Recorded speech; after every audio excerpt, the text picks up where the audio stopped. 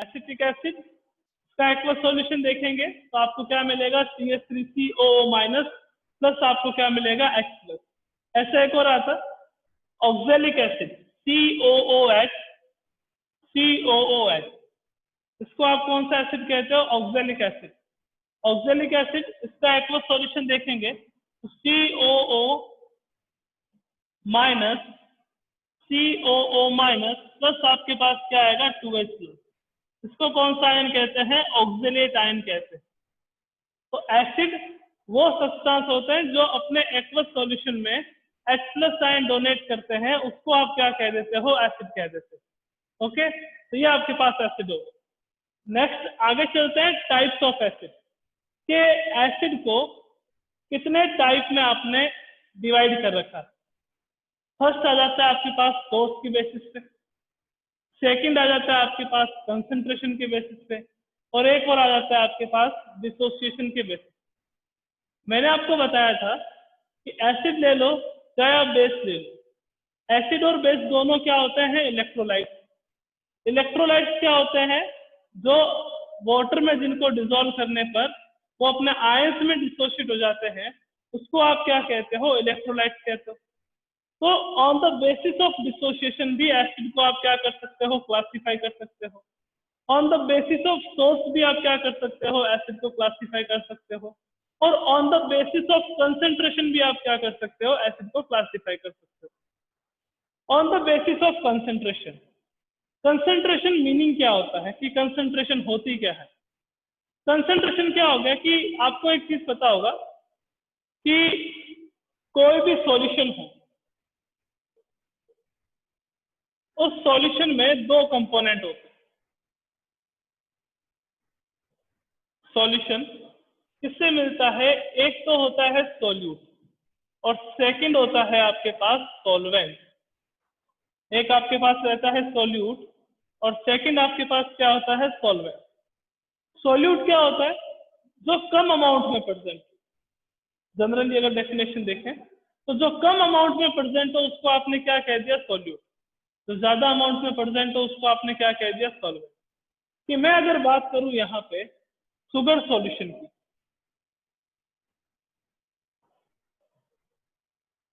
तो sugar solution में मेरे पास क्या क्या प्रेजेंट हो गया, एक तो मेरे पास आ गया शुगर, एक मेरे पास आपके क्या आ जाएगा, वाटर। तो ये आपके पास एक सॉल्यूट हो गया, दूसरा आपका क्या हो गया, सॉल्वेंट हो गया। तो कंसंट्रेशन का मीनिंग क्या हुआ, कि कंसंट्रेशन का मीनिंग ये होता है कि अमाउंट ऑफ सॉल्यूट कितना प्रेजेंट है। अमाउंट ऑफ सॉल्यूट कितना प्रेजेंट है सॉल्यूशन के अंदर, उसको आप क्या कहोगे, सॉल्यूशन की कंसंट्रेशन कहोगे। कंसंट्रेशन को एक्सप्रेस करने की टर्म्स अलग अलग होती है, वो अपन हायर क्लासेस में बात करेंगे। तो एसिड की अगर क्लासिफिकेशन की बात करें तो एसिड को 3 टाइप से क्लासिफाइड किया जाता है। पहला आता है on the basis of source, second आपके पास आता है on the basis of dissociation, और थर्ड आपके पास आता है on the basis of concentration. तो आइए देखते हैं कौन कौन से होते हैं।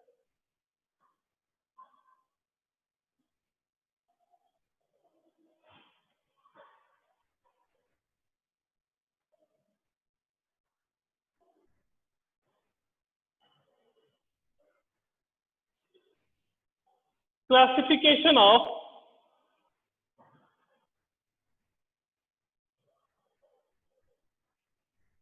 एसिड, एसिड का क्लासिफिकेशन कर, मैंने कहा 3 टाइप से इसको क्या किया जा सकता है, क्लासिफाइड किया जा सकता है। फर्स्ट आपके पास आता है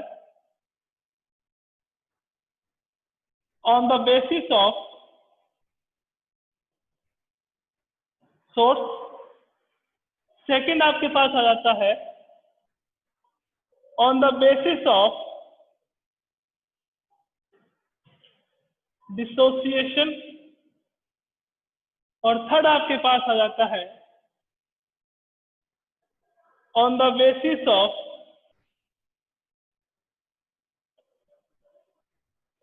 कंसंट्रेशन। 3 टाइप के आपके पास क्या होते हैं, क्लासिफिकेशन के बेस होते हैं। On the basis of source की बात करें तो इसमें आपके पास 2 टाइप के एसिड आते हैं, एक आते हैं ऑर्गेनिक एसिड और एक आपके पास क्या आ जाता है, mineral acid. On the basis of dissociation की मैं अगर बात करूं तो उसके बेसिस पे दो टाइप के होते हैं, एक आपके पास आ जाता है स्ट्रॉन्ग एसिड और एक आपके पास आ जाते हैं weak acid. And on the basis of concentration की बात करें तो दो टाइप के एसिड इसमें आते हैं, एक तो आता है कंसेंट्रेट और एक आपके पास क्या आ जाते हैं, डाइल्यूट। तो एसिड का क्लासिफिकेशन ऐसे करते हैं, on the basis of source, on the basis of dissociation, on the basis of concentration. अब देखते हैं on the basis of source में फर्स्ट आपके पास आता है ऑर्गेनिक एसिड। ऑर्गेनिक एसिड क्या होता है? ऑर्गेनिक एसिड वो एसिड होते हैं जो प्लांट और एनिमल से मिलते हैं, उसको आप क्या कह देते हो, ऑर्गेनिक एसिड कहते हैं। ऑर्गेनिक एसिड क्या होते हैं कि जो ऑब्टेन होते हैं किससे, प्लांट और एनिमल से, उसको आप कौन सा एसिड कहते हो, ऑर्गेनिक एसिड कहते हैं। ठीक है, तो ऑब्टेन फ्रॉम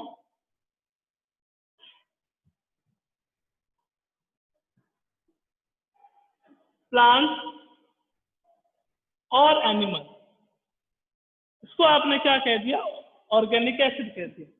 अब रीजन क्या होता है ऑर्गेनिक एसिड कहने का, इसको कि क्या रीजन है कि सर इसको ऑर्गेनिक एसिड का? देखिए अभी मैंने आपके सामने दो एग्जांपल लिखे, एक मैंने एग्जांपल लिखा था HCl और एक मैंने एग्जांपल लिखा था COOH CH3COOH। इन दोनों में डिफरेंस क्या है? HCl की बात करें और CH3COOH की बात करें तो इन दोनों में डिफरेंस क्या है?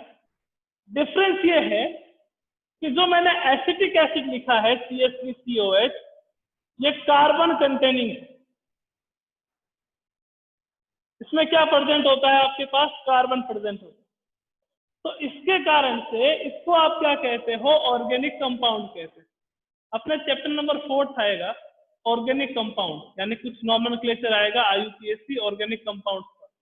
तो ऑर्गेनिक कंपाउंड होते क्या है कि जब भी कार्बन अपनी वैलेंसी कंप्लीट करने के लिए ऑक्सीजन और हाइड्रोजन और नाइट्रोजन से रिएक्शन करता है तो उन कंपाउंड को आप कौन से कंपाउंड कहते हो, ऑर्गेनिक कंपाउंड। और यहाँ पे ये जो आपके पास एसिड आ जाते हैं इनको आप क्या कह देते हो, ऑर्गेनिक एसिड। तो जो ऑर्गेनिक एसिड होते हैं वो किससे ऑब्टेन होते हैं, प्लांट और एनिमल से ऑब्टेन होते हैं। इसके कारण से इसको आप क्या कहते हो, ऑर्गेनिक एसिड। एग्जाम्पल मैं इनके बताऊंगा कि ऑर्गेनिक एसिड के कौन कौन से एग्जाम्पल्स हैं। बात करें मिनरल एसिड की, मिनरल एसिड को अपन मैन मेड भी कह सकते हैं क्योंकि इनको लेबोरेटरी में तैयार किया जाता है, लेबोरेटरी में इनको प्रिपेयर किया जाता है।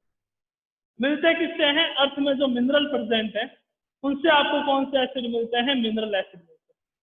मिनरल एसिड के एग्जाम्पल्स क्या क्या हो जाते हैं, HCl हो जाता है, H2SO4 हो जाता है, HNO3 हो जाता है, H2CO3 हो जाता है। तो ये सारे एसिड कौन से एसिड होंगे, मिनरल एसिड। अब आपके पास एसिटिक एसिड हो गया, आपके पास फॉर्मिक एसिड हो गया, ठीक है ना, आपके पास टार्ट्रिक एसिड हो गया, ये सारे कौन से एसिड होते हैं, ये होते हैं ऑर्गेनिक एसिड। जो अभी ऑर्गेनिक एसिड के एग्जांपल कौन से हो गए, acetic acid, formic acid, tartaric acid, है ना, और आपके पास यूरिक एसिड, ये सारे कौन से होते हैं, organic acid. HCl, H2SO4, HNO3, H2CO3, ये सारे कौन से एसिड होते हैं आपके पास, मिनरल एसिड। तो ऑर्गेनिक एसिड किससे ऑब्टेन होते हैं, प्लांट और एनिमल से। मिनरल एसिड किससे ऑब्टेन होते हैं, जो आपके पास अर्थ में मिनरल्स प्रेजेंट होते हैं उनसे ऑब्टेन होते हैं। ये इनको मैन मेड एसिड भी कहते हैं। तो ये तो आपके पास क्लियर हो गया on the basis of source. Second बात करें कि on the basis of dissociation. On the basis of dissociation की मैं बात करूं तो एसिड दो टाइप के होते हैं, एक स्ट्रॉन्ग एसिड होता है और एक वीक एसिड होता है। अभी क्लियर कर देते हैं कि क्या होता है स्ट्रॉन्ग, क्या होता है वीक। अब एक चीज मैं बताऊं आपको पहले कि जितने भी ऑर्गेनिक एसिड हैं वो सारे के सारे वीक एसिड होते हैं।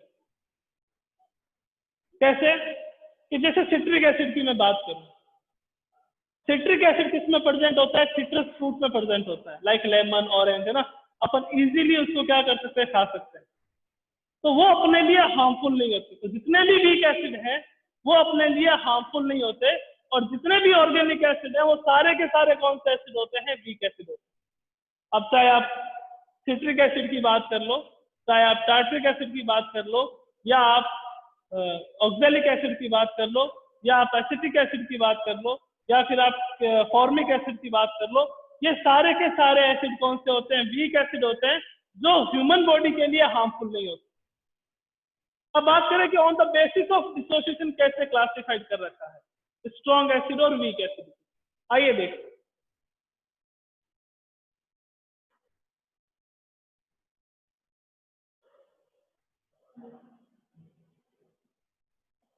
कल मैंने आपको बताया था कि एक टर्म आई थी अपनी इलेक्ट्रोलाइट, जो अभी भी अपन ने डिस्कस करी थी कि इलेक्ट्रोलाइट क्या होता है।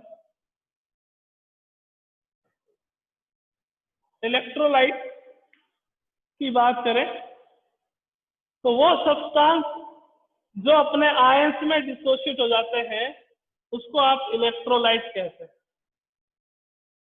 अब जो डिसोसिएशन है वो कंप्लीटली हो रहा है या नहीं हो रहा है, उसके बेसिस पे आपने क्या बना रखा है? एक स्ट्रॉन्ग एसिड कह दिया, एक को क्या कह दिया? वीक। तो स्ट्रॉन्ग एसिड कौन से होते हैं? वो एसिड जिनको वाटर में डिसॉल्व करने पर कंप्लीटली आयोनाइज हो जाते हैं, यानी कि कंप्लीटली डिसोशिएट हो जाते हैं अपने आयंस में, उसको आप कौन से एसिड कहते हो? Strong acid. यानी कि इसमें जितने आयंस होंगे, जैसे मान लीजिए कि आपने क्या करा, H2SO4 लिया,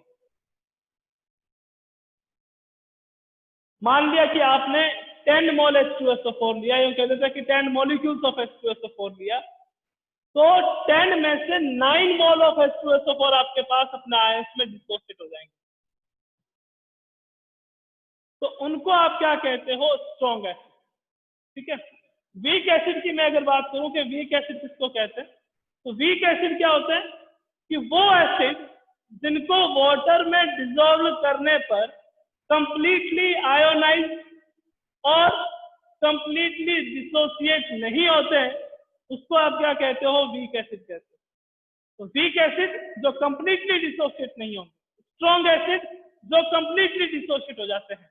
अब वीक एसिड की बात करें तो आपके पास क्या आ जाता है? CH3COH। तो इसके अगर आप 10 मोल लोगे तो 10 मोल में से 1 और 2 मोल ही क्या होंगे? डिसोसिएट होंगे। तो इसके कारण से इसको क्या कह दिया आपने? वीक एसिड कह दिया। तो स्ट्रॉन्ग एसिड और वीक एसिड मीन्स ये हो गया कि आप इलेक्ट्रोलाइट को दो टाइप में डिवाइड कर सकते हो। एक तो आपके पास स्ट्रॉन्ग इलेक्ट्रोलाइट आ जाते हैं और एक कौन से आ जाते हैं? वीक इलेक्ट्रोलाइट आ जाते हैं।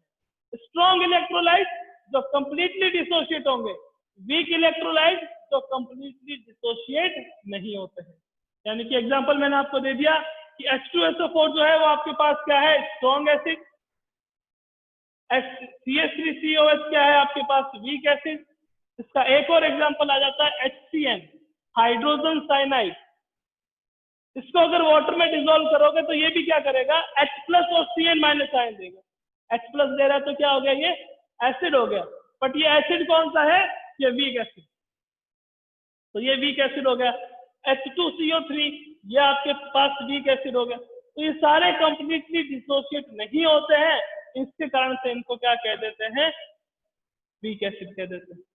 और ये आपके पास कंप्लीटली डिसोशिएट होते हैं, चाहे H2SO4 ले लीजिए, चाहे HCl ले लीजिए, चाहे HNO3 ले लीजिए, तो इसको अपन क्या कह देते हैं? स्ट्रॉन्ग एसिड कह देते हैं। तो on the basis of dissociation एक तो आपके पास स्ट्रॉन्ग एसिड आ गया, एक आपके पास कौन सा आ गया? वीक एसिड आ गया। स्ट्रॉन्ग एसिड के लिए मैं अगर बात करूं तो डिसोसिएशन का जो अमाउंट है वो अप्रोक्सीमेट कितना होता है? 1। अब ये 1 कैसे आया? कि मैंने कह दिया कि भैया जो स्ट्रॉन्ग एसिड होते हैं उनके लिए अल्फा अप्रोक्सीमेटली क्या होता है? 1। इसको आप क्या कहते हो? Degree of dissociation.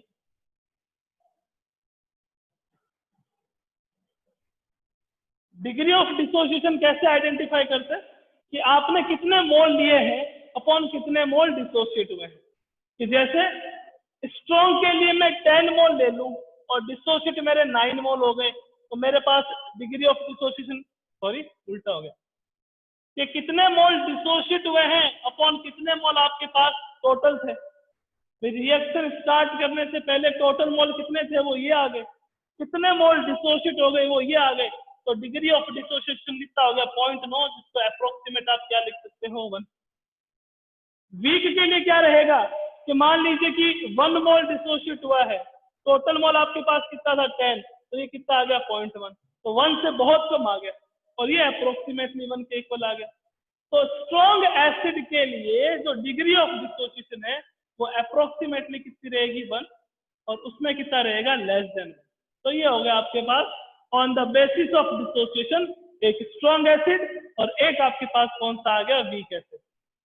लास्ट चलते हैं on the basis of concentration.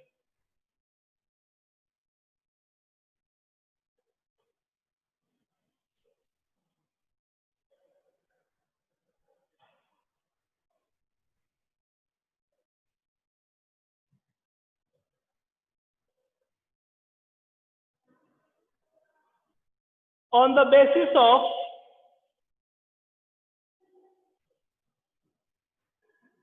Concentration, तो मैंने कहा इसके दो टाइप के होते हैं। कौन कौन से, एक आपके पास रहेगा कंसंट्रेट एसिड, एक आपके पास क्या रहेगा, डाइल्यूट एसिड। कंसंट्रेट एसिड का मतलब क्या हो गया कि अमाउंट ऑफ वाटर बहुत कम अगर हो तो उसको आप क्या कहोगे, कंसंट्रेट एसिड कहो। अमाउंट ऑफ वाटर अगर कम हो तो उसको आप क्या कहोगे, concentrate acid. Amount of water अगर ज्यादा हो तो उसको आप क्या कहोगे, डाइल्यूट एसिड कहोगे। कंसंट्रेशन का, कंसंट्रेट का मतलब क्या हो गया, अमाउंट ऑफ वाटर कम, मतलब एसिड जो है वो उसका अमाउंट क्या हो, ज्यादा हो, तो वो होगा कंसंट्रेट एसिड। कि मान लीजिए कि आपके पास कोई 100 ml एसिड, उसमें से 96 ml आपके पास, 100 ml पूरा सॉल्यूशन है वाटर प्लस एसिड, उसमें से 96 ml अगर आपके पास ओनली एसिड है तो वो कौन सा एसिड होगा, वो होगा कंसंट्रेट। वो कौन सा एसिड होगा, कंसंट्रेट। ये टोटल कितना था, 100 ml, उसमें से 96 ml only acid, 50 ml only acid, तो वो क्या हो जाएगा आपके पास, कंसंट्रेट। डाइल्यूट क्या होता है कि जब अमाउंट ऑफ वाटर ज्यादा हो जाता है तो उसको अपन क्या कहेंगे, डाइल्यूट कहेंगे। ठीक है, आइए आगे चलते। तो ये आपके पास हो गया क्लासिफिकेशन ऑफ एसिड। 3 कैटेगरी में डिवाइड करके आपको एक्सप्लेन करा है कि एसिड को 3 टाइप से अपन क्या करते हैं, क्लासिफाइड करते हैं। अब एक चीज आ जाती है कि लेबोरेटरी में जितने भी एसिड आते हैं वो कंसंट्रेट होते हैं। तो सल्फ्यूरिक एसिड है वो भी कंसंट्रेट है, HCl है वो भी कंसंट्रेट है, नाइट्रिक एसिड है वो भी कंसंट्रेट है। तो कंसंट्रेट से डाइल्यूट कैसे किया जाता है, उस प्रोसेस को तो आप कह देते हो डाइल्यूशन। डाइल्यूशन ऑफ एसिड कैसे करते हैं, डाइल्यूशन का मीनिंग ही क्या होता है कि वाटर ऐड करना। डाइल्यूशन का मीनिंग क्या हो गया आपके पास, वाटर ऐड करना। अब करा कैसे जाता है कि मान लीजिए कि आप में से कोई बहुत इंटेलिजेंट स्टूडेंट है, उसने कह दिया कि सर मैं इसको डाइल्यूट कर दूंगा इस एसिड को। अपन ले लेते हैं H2SO4, मैंने कहा भाई करो। तो आपने कहा सर एक बीकर लिया, उसमें H2SO4 लिया, ऊपर से मैंने क्या कर दिया, फटाफट से वाटर डाल दिया। ये प्रोसेस कभी नहीं करनी।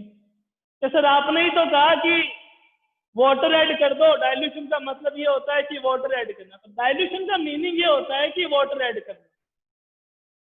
अब एसिड के अंदर कभी आप वाटर ऐड करोगे तो वहां पे एक एक्सप्लोजन होगा, यानी कि आप जिस कंटेनर में ये कर रहे हो वो कंटेनर जो है वो आपके पास ब्रेक हो जाएगा।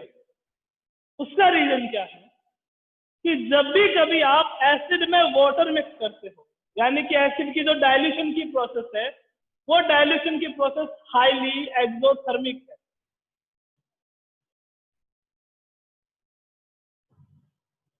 हाईली एक्सोथर्मिक, यानी कि मैं अगर H2SO4 के अंदर वाटर मिक्स करूंगा, कंसंट्रेट के अंदर वाटर मिक्स करूंगा, तो वाटर मिक्स करने पर high amount of heat release होगी।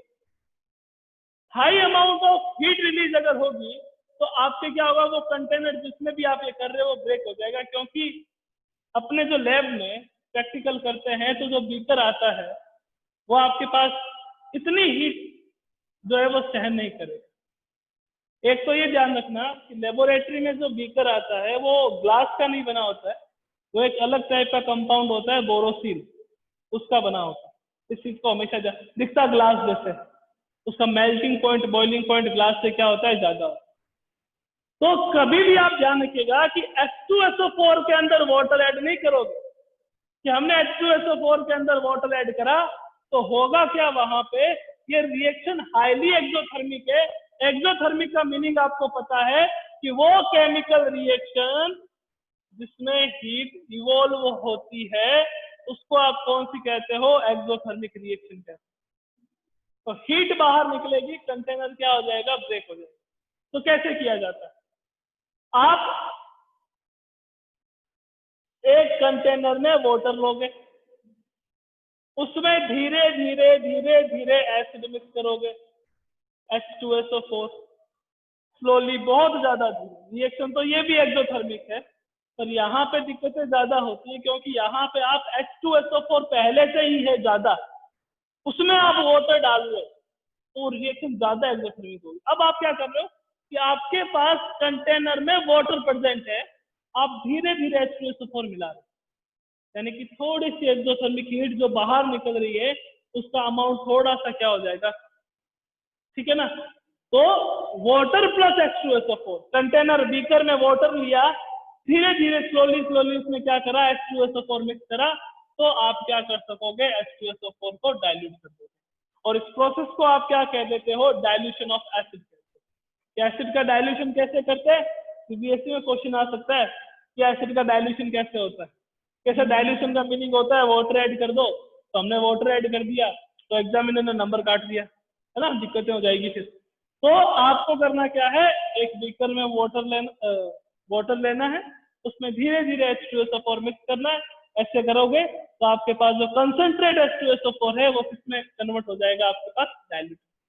अब ऐसा नहीं है कि डाइल्यूट हार्मफुल नहीं होता, हार्मफुल दोनों ही होते हैं, पर थोड़ा सा उसका इफेक्ट जो है वो आपके पास क्या हो जाता है, कम हो जाता है। कंसंट्रेट जो है वो बहुत ज्यादा हार्मफुल होता है, डाइल्यूट थोड़ा सा आपके पास हार्मफुल तो होगा बट कम होगा। तो क्लासिफिकेशन पढ़ लिया आपने, एक ऑर्गेनिक एसिड था, एक मिनरल एसिड।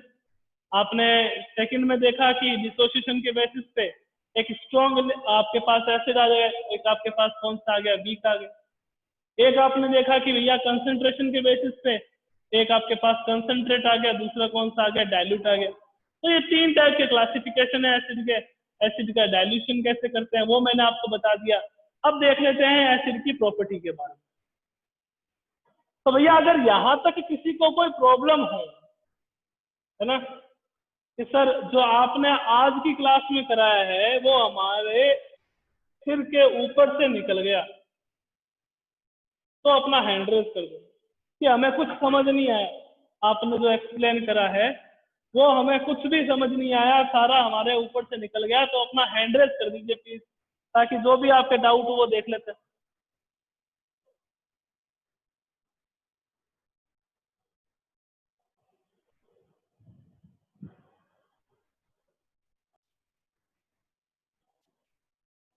कि what are the electrolyte.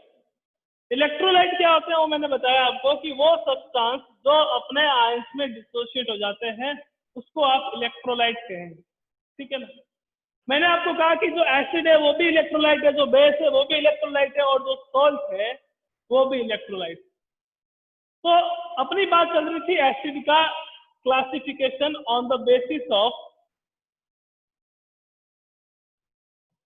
Dissociation.